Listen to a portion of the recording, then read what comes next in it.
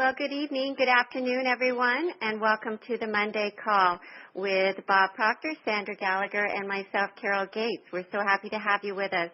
And in the last few weeks, we've been covering the higher faculties of the mind.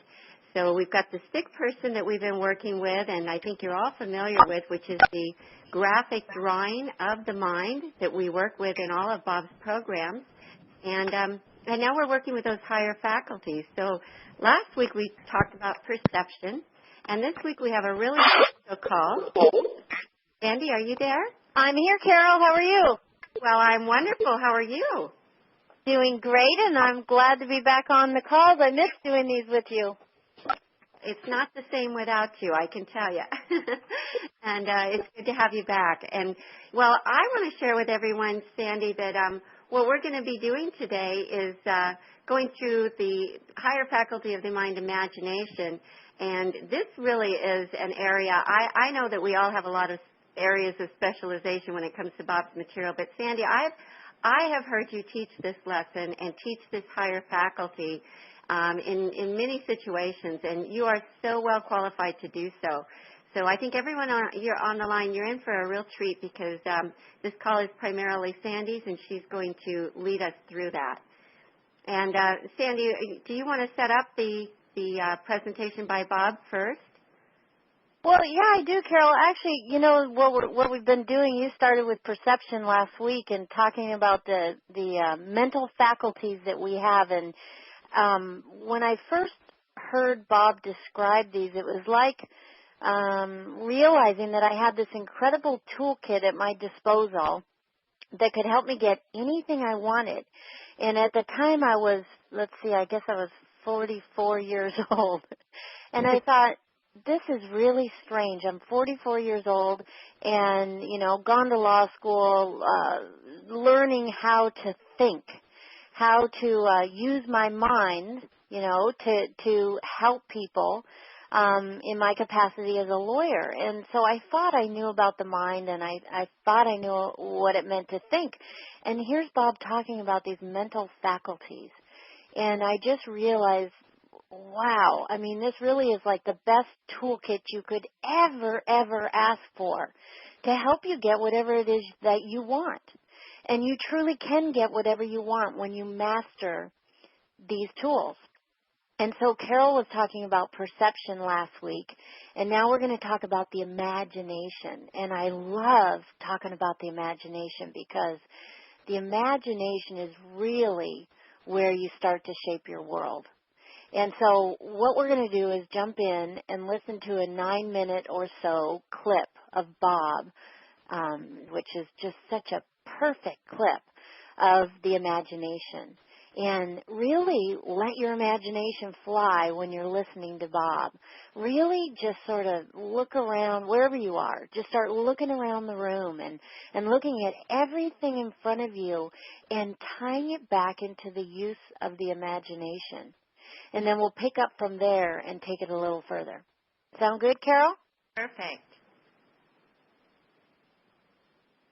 As we take a look at these higher faculties, your imagination, your memory, your perception, the intuition, the will, and the reason,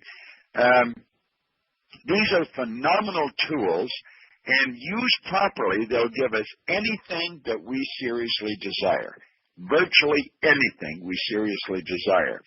Look at the imagination for a moment. It's it's been said it's the greatest nation in the world, and it's from many points of view, it certainly is.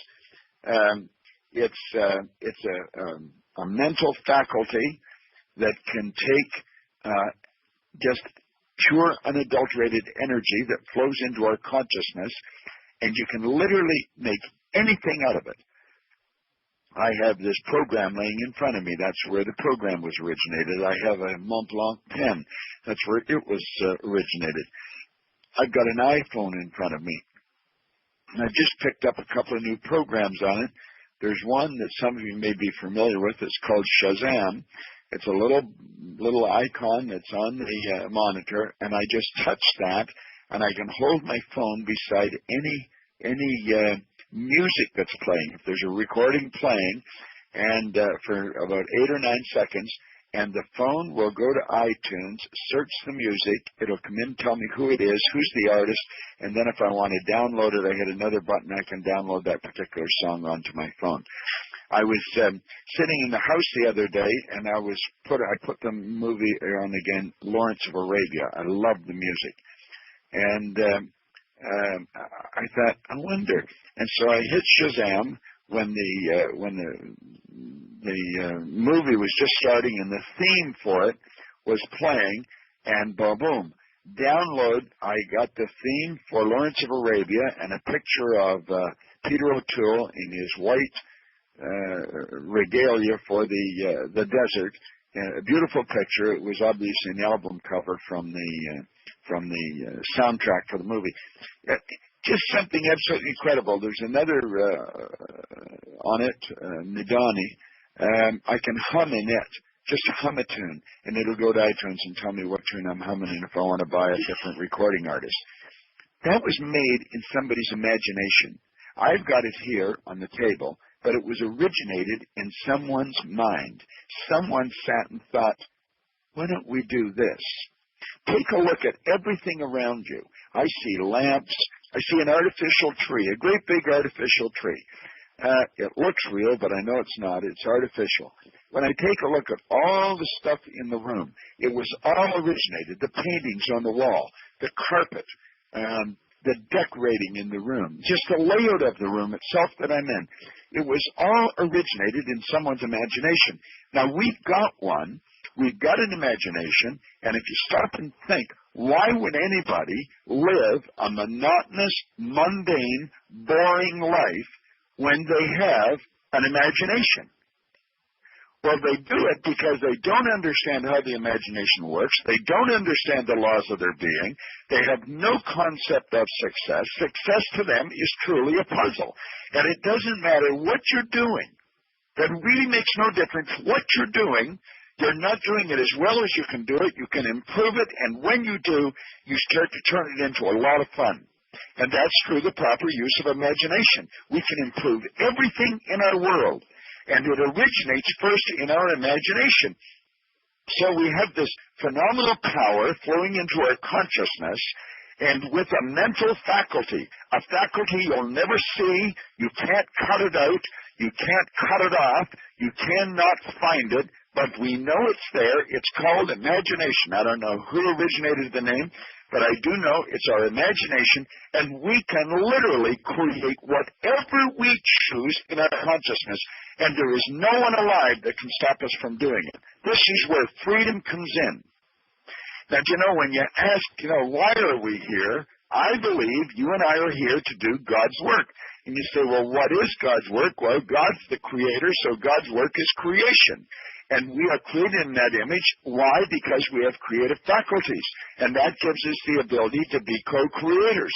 You take this phenomenal power that operates in an orderly manner. It never changes. It operates the same way with every person, every time, everywhere.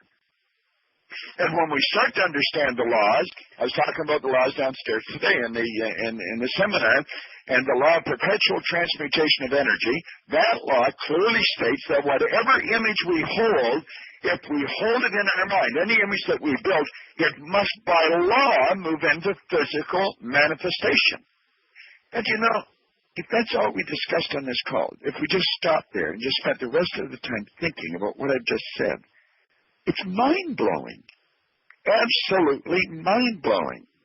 We can build with our imagination health in our body and literally transform our body. We can alter the vibratory rate of every molecule in our body and turn it into a healthy vibration. Disease cannot live in healthy vibration. But we don't do that because we've been programmed to live through our senses, so we look at what's wrong and we think about it. We listen to Lou Dobbs or somebody on Fox News, and we let what they're talking about resonate in our mind. I was on a call the other day, just 2 or 3 days ago, with someone, and they were telling me about Fannie Mae or Fannie Mac or whatever it is, the mortgage companies. They were talking about the terrible things there and all the bad things in the economy. So I listened to this person for a few minutes, and I said, now hold on a second. Let's understand something. What you're talking about is real. It's factual. It's there. It can be seen. It has to be recognized if you want to, but you don't have to focus on it.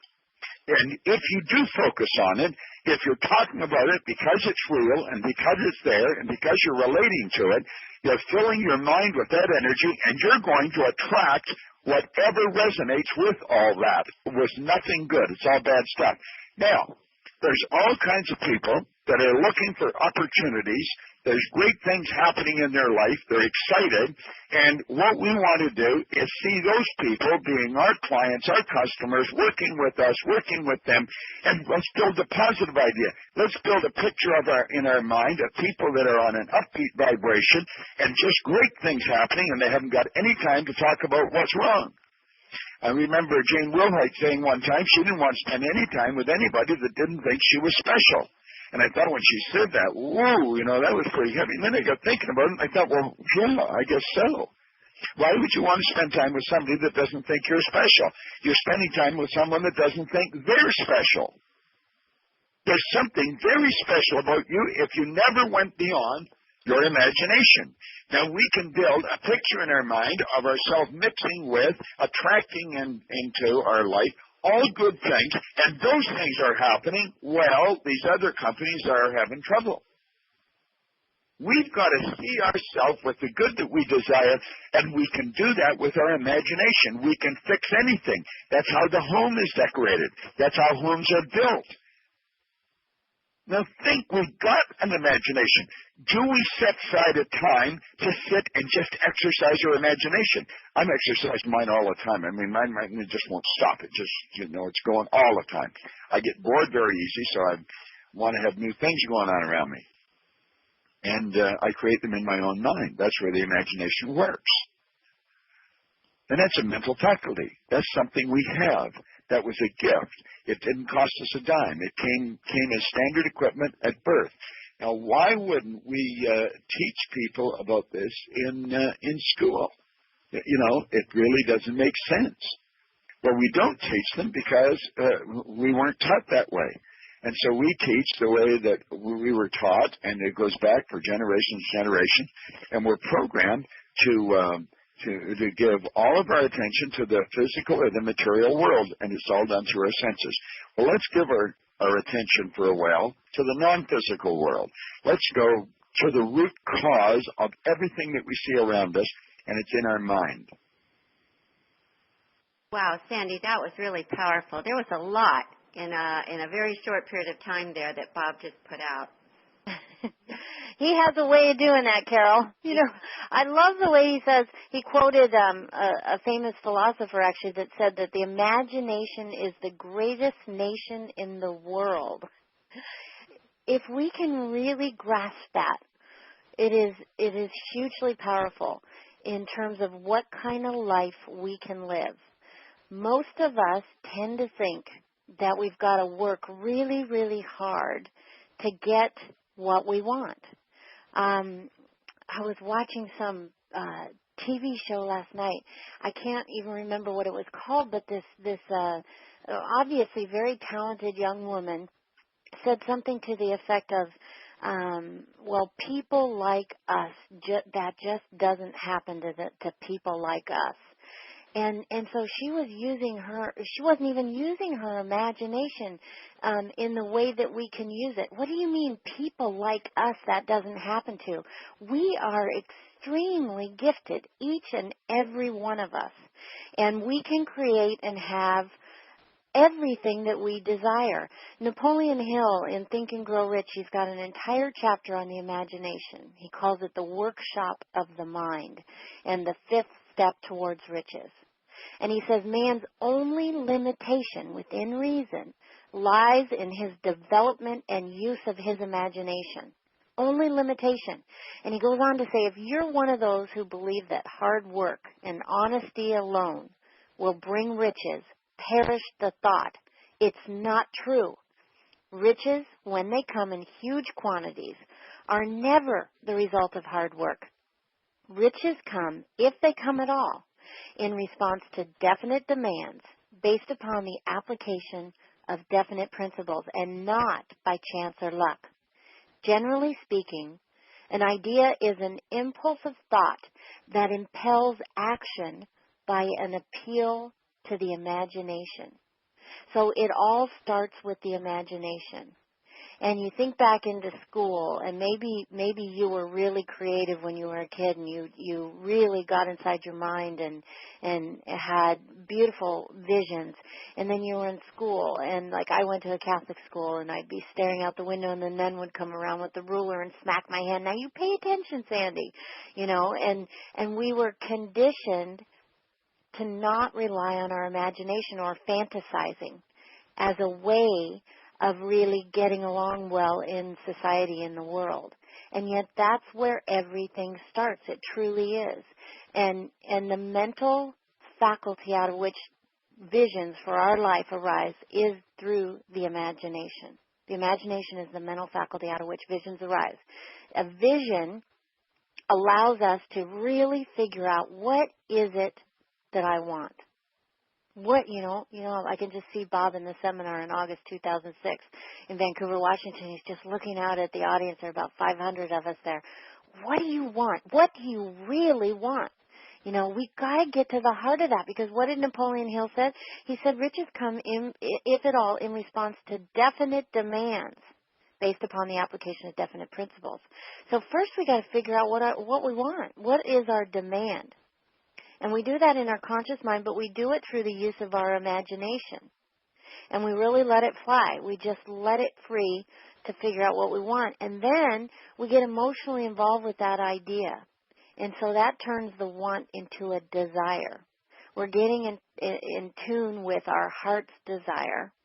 We're getting emotionally involved with it. And that's when things really start to happen. And then we tap back into our imagination to figure out what kind of plans, what kind of resources, what kind of people are going to help us manifest this want, make this want happen. And so think of it this way.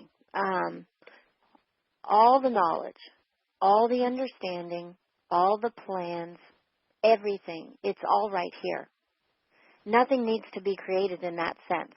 Everything is here. And so what we have to do is learn to tap into it. And the way we tap into it is by tapping into different levels of vibration.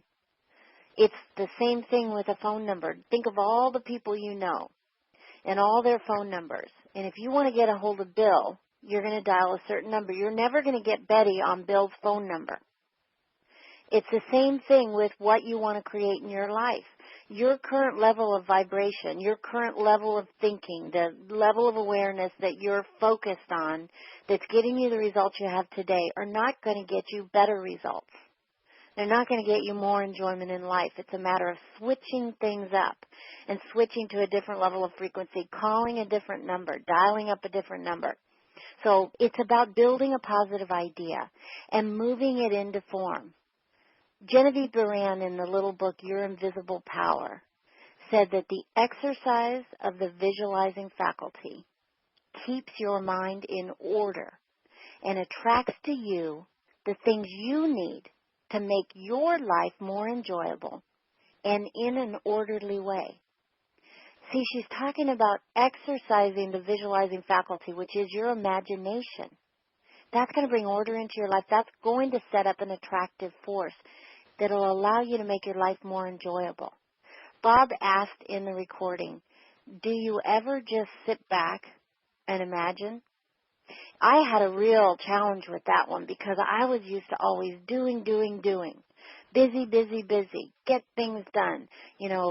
Talk to this client, talk to that client, negotiate this deal, negotiate that deal. The idea of just sitting back and letting my imagination work, letting my imagination go, was an alien idea to me. But see, that's what we've got to do. We've got to exercise our imagination because most of us don't do that. And so what happens? Well, it gets out of practice. If it becomes weak through inaction, but it can be revived through use. So we've got to start using it. The faculty never dies. It's never less than perfect, but it can become ineffective through lack of use. So we want to start really using our imagination. And do take time. When you first wake up in the morning, think about what it is you want. When you go to bed at night, think about what it is you want. And don't just think about it. Really let your imagination build a picture. And then impress it upon your subconscious mind and hand it over to those unseen forces that move it into form. And do that throughout the day. Let your imagination just go. Allow it to attract to you ideas and resources and people. But really, we got to shake things up. We got to totally shake things up. In the book U Squared by Price Pritchett, there's some wonderful ideas in there. And Price talks about making a quantum leap. You know, don't we all want to make a quantum leap? I mean, we tend to think in terms of incremental changes. But when we really learn to use our imagination and our other mental faculties, a quantum leap is simple. Really think about that. It's simple. In U Squared, Price Pritchett quotes Fred Allen Wolf, who's an award-winning author of Taking the Quantum Leap. And he described a quantum leap as follows. He said it's the explosive jump that a particle of matter undergoes in moving from one place to another in a figurative sense. Taking the quantum leap means taking a risk, going off into an uncharted territory with no guide to follow. So what are we doing? We're moving into the unknown. We're really exercising our imagination, and we're moving into the unknown. We're willing to take a risk and go into uncharted territory. And so we do that as a first step, but then we've got to really change the rules that we've learned to live by. You know, what does that really mean, change the rules? Well, if you think about it, we are conditioned to do things in a certain way. And so in a kind of an ironic sense, those things that historically have been the most dependable for us, the things that always worked in the past, those are the ones that can really be an obstacle for us when we're trying to make a quantum leap. When we're trying to implement these ideas, when we're trying to use our imagination to get what we want, what we're conditioned to do is rely on those behaviors, those things, those steps that we took before that got us the results we wanted. But that can actually be an obstacle and can cripple our progress. You know, they're like a personal boundary on the imagination. They put a box around the imagination. So we want to let go of that. We want to change our personal rules. We want to really ignore conventional approaches. Do yourself a favor. If you haven't read U Squared, get the book U Squared by Price Pritchett. You can go to Price Pritchett's website. I think it's just pricepritchett.com, and get the book U Squared. It's so good. He goes on to talk about how you have to ignore conventional approaches. You got to think beyond what common sense would allow. Really, you've got to do things that are illogical because your logic is controlled by your paradigm or your conditioning. And so you're going for a quantum leap. So everything is going to be illogical. Are you willing to do it? That's risky, right? To go do things that are illogical, but are you willing to do that? How badly do you want a quantum leap? What is it that you're going after? Are you willing to suspend disbelief? If you have to doubt something, doubt your limits. What did Napoleon Hill say? The only limitation that we have within reason lies in our development and use of our imagination. And so when we're doing this, we don't have to see all the resources, everything that is going to get us what we want. Genevieve Beran, in Your Invisible Power, she went on to say that when your understanding grasps the power to visualize your heart's desire and hold it with your will, it attracts to you all things requisite to the fulfillment of that picture by the harmonious vibrations of the law of attraction. In other words, these unseen forces come to your aid. And Price Pritchett describes it this way. He said, the unseen forces are phantom powers that cannot be fully explained. Maybe they strike you as rather mystical phenomena, but the truth is they will make amazing contributions to your efforts. These unseen forces seem to operate through your subconscious mind, mental imagery, intuition, and quote-unquote luck. You might be hit with a flash of inspiration during a moment of solitude. A creative solution to a problem may come to you in a dream. A breakthrough idea can flash through your mind while you're visualizing your goal. Somehow, the resources you need just seem to appear by coincidence. Paint a vivid picture in your mind for these forces to know precisely what you want.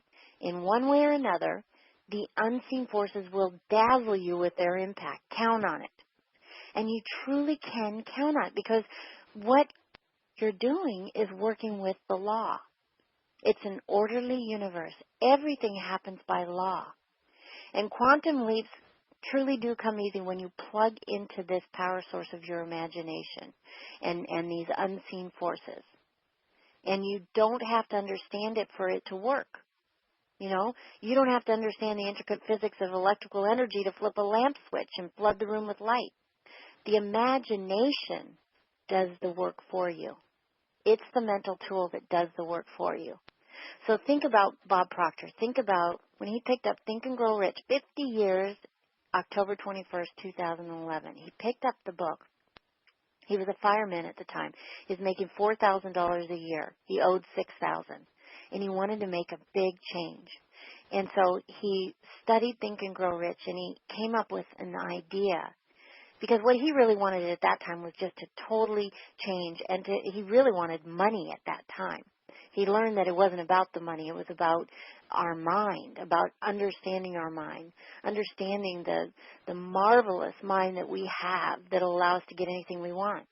But he used his imagination to go from $4,000 a year to $175,000 in a year, and that's in 1 year. He did that 50 years ago.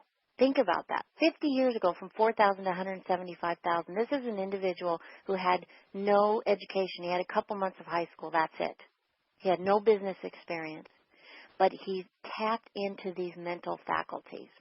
And then he took that $175,000 to over $1 million in, I think it was 1 or 2 years after that.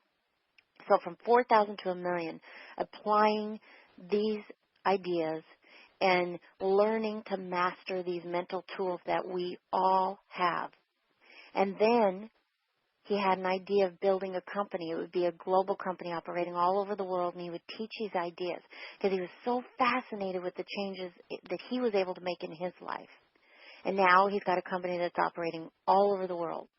He did this through his imagination. He tapped into these unseen forces. And he tapped into that law of attraction that is all started with our imagination. Truly, the greatest nation in the world is our imagination. And we all have the same tool, the same imagination. And it allows us to create anything we want in our life. But we've got to exercise it. It's the exercise of the visualizing faculty or the imagination that gets order in your mind and then attracts to you what you need to make your life more enjoyable. You got to do the work. Being on these calls is part of the work. Getting U squared and studying it is part of the work. Studying Think and Grow Rich is part of the work. Studying You Were Born Rich is part of the work. Really do yourself a favor and get into our year-long coaching program. If you really want to make a quantum leap, we study with you for 13 months and really raise your awareness because it's all about, think of the phone number. You're not going to get Betty on Bill's number. You've got to exercise your imagination, learn how to use all your other mental tools to tap into a different level of awareness and vibration. And then you can get Betty or whatever it is that you're going after to lead a more enjoyable life. When I was in that seminar in August 2006, my mind just got totally stirred up by these ideas. And I came up with an idea of creating a program with Bob Proctor. It was just an idea. It was just an idea, and I wrote it down on a piece of paper. And then I let my imagination run wild of what life would be like if I actually did that. What kind of results could be achieved by doing that, by creating such a program. And I imagine getting emails and phone calls and meeting people in seminars and having them talk about the changes that this resulted in their life by going through the program. And now I have received hundreds and hundreds of emails and personal comments on how this program has changed their life. But it all started with the imagination and the idea of what I wanted, then getting emotionally involved in it, turning it into a desire, really tapping into your heart's desire and getting emotionally involved in it and understand that you're tapping into unseen forces. And then you tap back into your imagination to get the plans and the resources and the people to help you move it into form. And every single day you do everything you can that day to keep moving it forward and keep studying to build the understanding, which builds the faith, which intensifies the desire.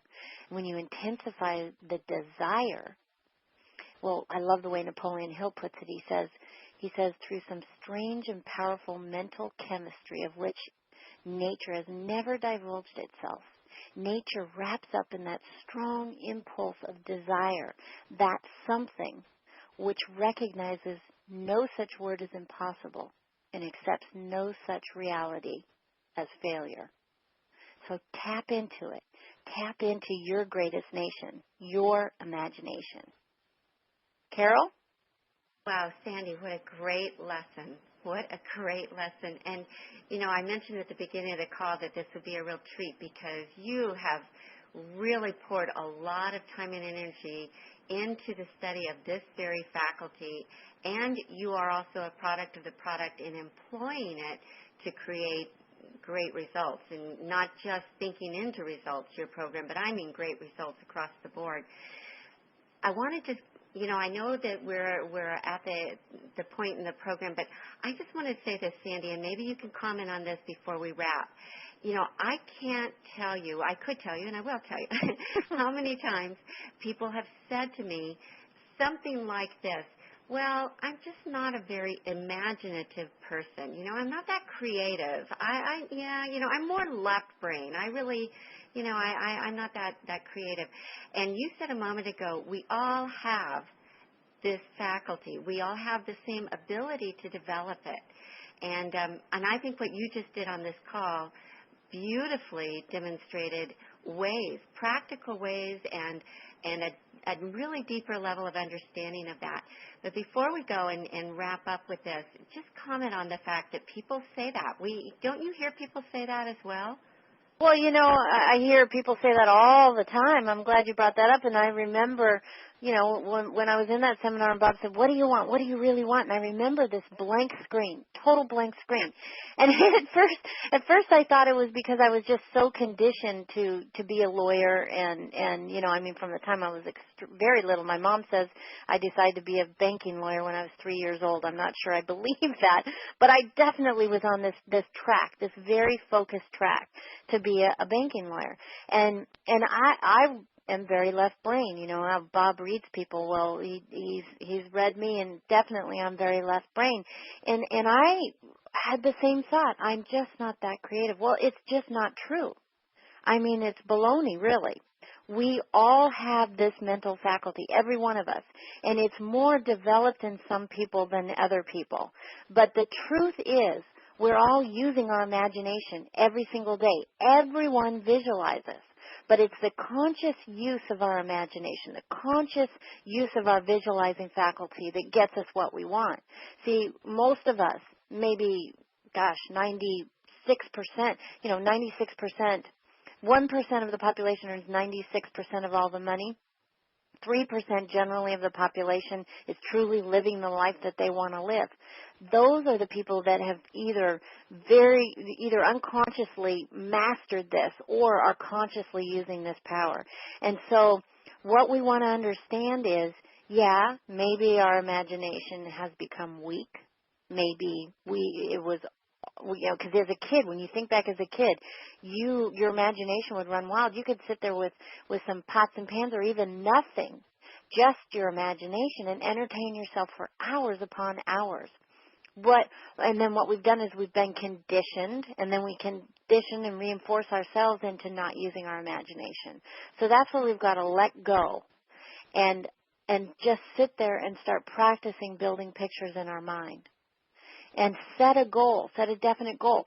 Because remember what Napoleon Hill says, this power reacts to definite orders. We gotta put in a definite order for what it is that we want, and then we've got to exercise everything you look at on the imagination.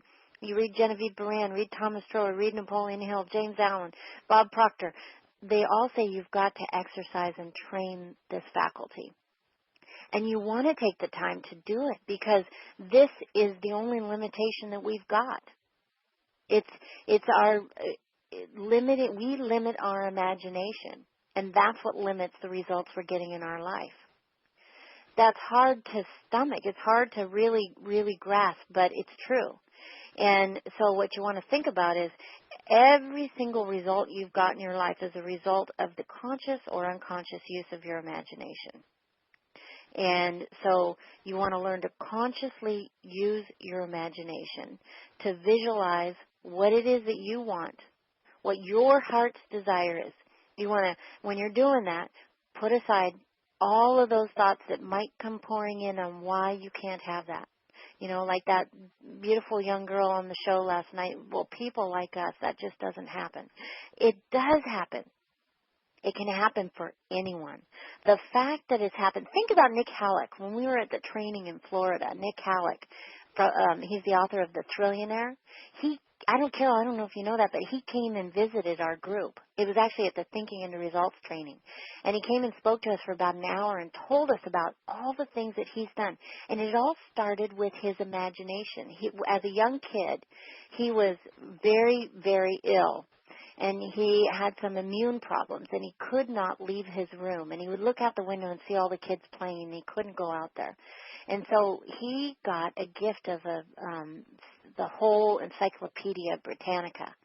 And he started reading the encyclopedia and let his imagination run wild. And then he came up with a list of 10 wild things he wanted to do, like go to the moon, sleep in the pyramids, go have lunch down at the bottom of the ocean on the Titanic. I mean, some really imaginative ideas, and he's done them. And he came and spoke to us about it. He's just an ordinary guy. I mean, he's just like any of us. He's just an ordinary guy. But like all ordinary guys, we have extraordinary powers, all of us. So if you think you're not that creative, think again. You're absolutely creative. Your imagination is perfect.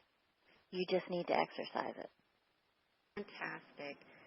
Thank you, Sandy. Well, welcome back, by the way. We've missed you the last couple of weeks, but thank you for such a great presentation.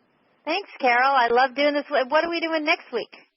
Well, I think we'll just go on with what's the next one. Shall we go on to intuition? How about the will or intuition? Well, I'm good on the will, too. Okay, we'll surprise everyone. Okay.